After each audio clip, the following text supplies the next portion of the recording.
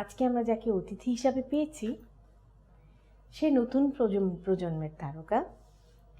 আমরা তাকে টিভি পর্দায় বিভিন্ন চ্যানেলে দেখেছি, নাটকে, অভিনয়ে। বর্তমানে সে চলচ্চিত্রে অনুপ্রবেশ করছে। পরিচয় দিচ্ছি জ্যোতিকা জ্যোতি। তোমাকে অনেক অনেক শুভেচ্ছা আমাদের অনুষ্ঠানে আসার জন্য। আপনাকে অনেক ধন্যবাদ। আমারও ভালো লাগছে। দেশ টিভিকে ধন্যবাদ আমাকে এই অনুষ্ঠানে ইনভাইট করার জন্য। তো জ্যোতি, তুমি আজকে আমাদের অনুষ্ঠানে কি রান্না করবে? আজকে আমি রান্না না করি, মানে আপনি করেন, আমি কিছু একটা মজার কিছু আইটেম শিখি এবং খাই। ঠিক আছে। তো প্রিয় দর্শক, জ্যোতির অনারে আজকে আমি আপনাদেরকে একটা বিশেষ ধরনের আরবি প্রাতরাশ শেখাবো। সেটার নাম হচ্ছে অ্যারাবিয়ান প্যানকেক। হ্যাঁ, প্যানকেক আপনারা পাশ্চাত্যের দেশগুলোতে খাওয়ার রীতি দেখেছেন, বিভিন্ন রকমের প্যানকেক। তবে আরবি প্যানকেকটা মশলা একটু ব্যতিক্রম।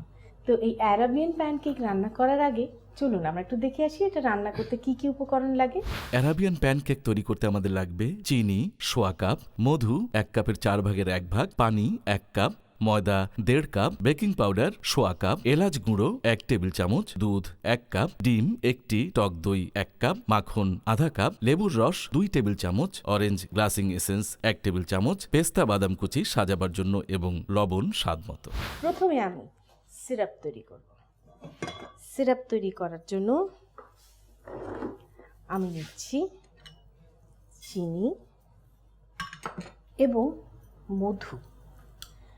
আরবরা প্রচুর মধু খায় এবং ওদের বিভিন্ন রান্নায় মধুর খুব ব্যবহার আছে। তো এই বিশেষ রান্নাটাতেও মধুর ব্যবহার আছে। আমরা এখানে বেশি পানি দেব না, আমরা এটাকে বলক দেব। আমাদের শিরাটা তৈরি হতে থাকুক। এই ফাঁকে আমরা আমাদের প্যানকেকটা তৈরি করব। প্রায় 1.5 কাপের মতো ময়দা, 2 টিস্পুন 1/4 টিস্পুনের মতো বেকিং পাউডার আর 1/4 টিস্পুন বেকিং সোডা। টিপিক্যাল আরবি মশলা এলাচ গুঁড়ো, আমরা দিয়ে দিলাম এলাচ গুঁড়ো। সেই সাথে দেবো একটু চিনি। এটা আমরা একটু আগে মিশিয়ে নিই শুকনোটা। তারপরে যেই আর্দ্র উপকরণগুলো, অর্থাৎ দুধ, একটা ডিম আমরা ফেটে নেব,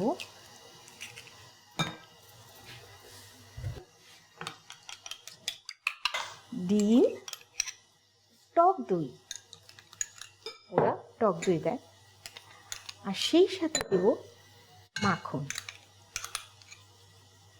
বাস। জ্যোতি, তুমি রান্না বান্নায় আগ্রহ আছে? হ্যাঁ, আমি রান্না খুবই এনজয় করি। তাই?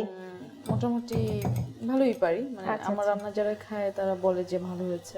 যাক, আজকে রান্না করিনি, কিন্তু শিখলাম আপনার কাছ থেকে, মানে নতুন রান্নার এক্সপেরিমেন্ট মজা। আচ্ছা আচ্ছা। তো তুমি এখন কি করছো? তুমি কি এখনো মিডিয়াতেও আছো? আমি টেলিভিশনে এখন যাচ্ছি, আমার অনেকগুলো নাটক, একটা সিনেমা করেছি আমি। সিরাপ হয়ে গেছে? হ্যাঁ, অনেকটা হয়ে এসছে। মোটামুটি একটু ভারী সিরাপি, মানে খুব একটা রানি নয়, একটা এক তারের শিরা হবে আর কি। সিরাপ যেরকম হয় মধুর জন্য কি এটার কোনো রকম চেঞ্জ হয়ে যাবে? মধুর জন্য একটা না, ভারীটা হলো তোমার নিজের উপরে, তুমি কতক্ষণ ফুটাবে। আচ্ছা, মধুর জন্য টেস্টটা একটা অদ্ভুত টেস্ট আসে। এবং এর মধ্যে আরবিয়ানদের পছন্দ অনুযায়ী ওরা লেবুর রস ব্যবহার করে। আমি লেবুর রস যেহেতু দেব, চিনি এবং মিষ্টি এবং টক মেশানোর সময় আপনাকে একটু লবণ দিতেই হবে, নতুবা টকের টকত্বও বোঝা যাবে না, মিষ্টির মিষ্টত্বও বোঝা যাবে। আর এর মধ্যে ওরা যে বিশেষ ফ্লেভারটা দেয় সেটা হচ্ছে অরেঞ্জ ব্লসম এসেন্স। তো আমি আমার শিরাটা যখন আরেকটু ঘন হয়ে যাবে, নামানোর আগে আমি দিব। হ্যাঁ, একটাই তো মশলা দিলেন? হ্যাঁ, শুধু এলাচ গুঁড়ো। ইউজুয়ালি প্যানকেকে শুধু ভ্যানিলা ছাড়া আর কোনো মশলাই যায় না। হ্যাঁ, কিন্তু এটা আরবি প্যানকেক বলে কথা। এটার মধ্যে তোমার এরকম একটু এলাচ গুঁড়োতে ও মেডিটেরেনিয়ান একটা টেস্ট চলে আসে। আমরা খুব বেশি বড় না, ছোট ছোট প্যানকেক করব। এবং প্যানকেকের মজা হচ্ছে কি, ছোট ছোট রুটির আকারে ছোট ছোট কেক, মানে তোমার কেকের ফ্লেভারটাও থাকবে, আবার মানে ওরকম মোটা ভারী কিছু না, একটু পরে দেখবে বুদবুদ উঠতে শুরু করেছে। তেল দিতে হয় না, না? কিছু না, কারণ এটার মধ্যে আমি বাটার দিয়েছি, বেকিং পাউডার দিয়েছি, হালকা একটু চিনি দিয়েছি, তো এটার মধ্যে স্বয়ংসম্পূর্ণ সব কিছুই আছে। শিরাটা খুব বেশি ভারী করলে তোমার প্যানকেকের ভেতরে সোক করবে না। হ্যাঁ, তো তাই আমরা অফ করে দিলাম এবং এই যে অরেঞ্জ ব্লসম এসেন্সটা আমরা দিয়ে দিলাম। তোমার শুরু কি দিয়ে মডেলিং? শুরু আমি হচ্ছে যে ফিল্মটা শুরু করেছিলাম, তার আগে তো আমি ময়মনসিংহে থিয়েটার করতাম আর কি। ও, মঞ্চে করতে তুমি? তার যখনই আবার ফিল্মটার শুট চলছিল তখন আমি লাক্স আনন্দধারার ফটোজেনিক কম্পিটিশনে পার্টিসিপেট করেছিলাম এবং ঢাকা বিভাগের মধ্যে চ্যাম্পিয়ন হয়েছিলাম, মানে ছিলাম আর কি, ফাইনালিস্ট ছিলাম। আচ্ছা, তো এইভাবে শুরু। তারপর গ্যাপ দিয়েছি আমি প্রায় 2 বছর, কারণ তখন আমার পড়াশোনা চলছিল, মাস্টার্স, দেন মাস্টার্স কমপ্লিট করে রেগুলার হয়েছে আমি 7 থেকে।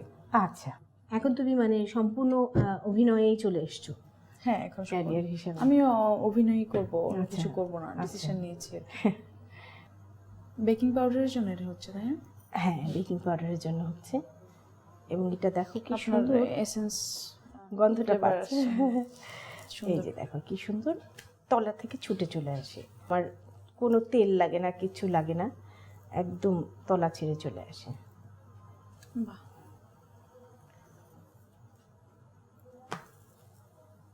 কয়েক সেকেন্ড রাখলেই এটার ভেতরটাও হয়ে যায়। আমার মনে হয় একবারে সার্ভিং ডিশে দিয়ে দিই, তাহলে উপর দিয়ে আমরা ডেকোরেট করতে পারবো। দেখো এই সাইডটাও হয়ে গেছে কি সুন্দর।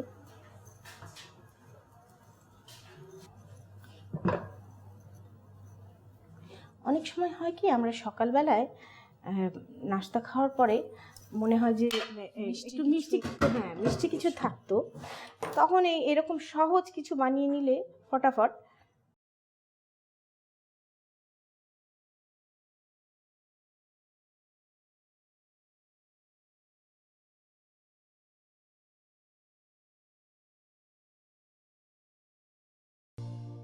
এখন আমরা এইভাবে ড্রিজল করে দিব সিরাপ।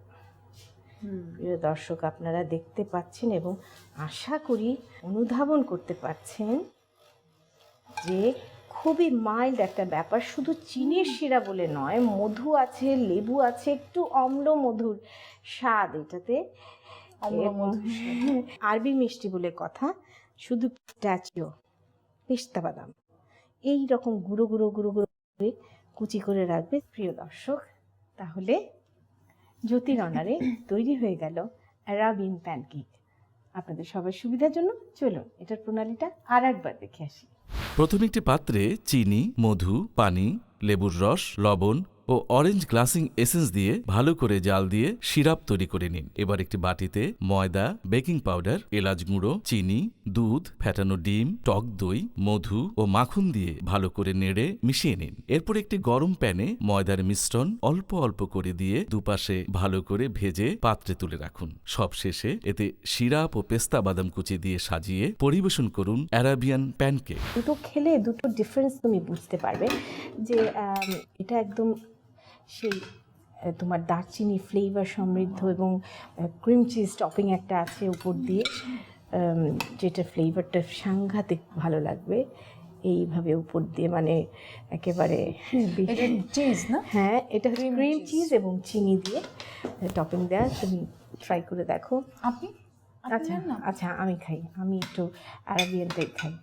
আমি ঠিক আছে, থ্যাংক ইউ।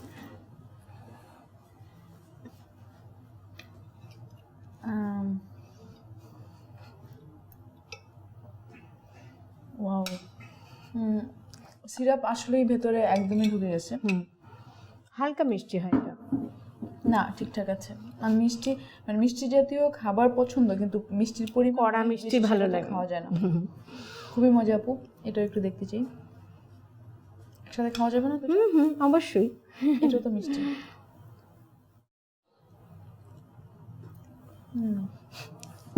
খুবই মজা, থ্যাংক ইউ, অনেক মজা। তো সবাই দেখলেন, জ্যোতি পছন্দ করেছে, রান্না করা সার্থক। জ্যোতি, তুমি সময় করে আমাদের অনুষ্ঠানে এসছো, তোমাকে অনেক অনেক ধন্যবাদ।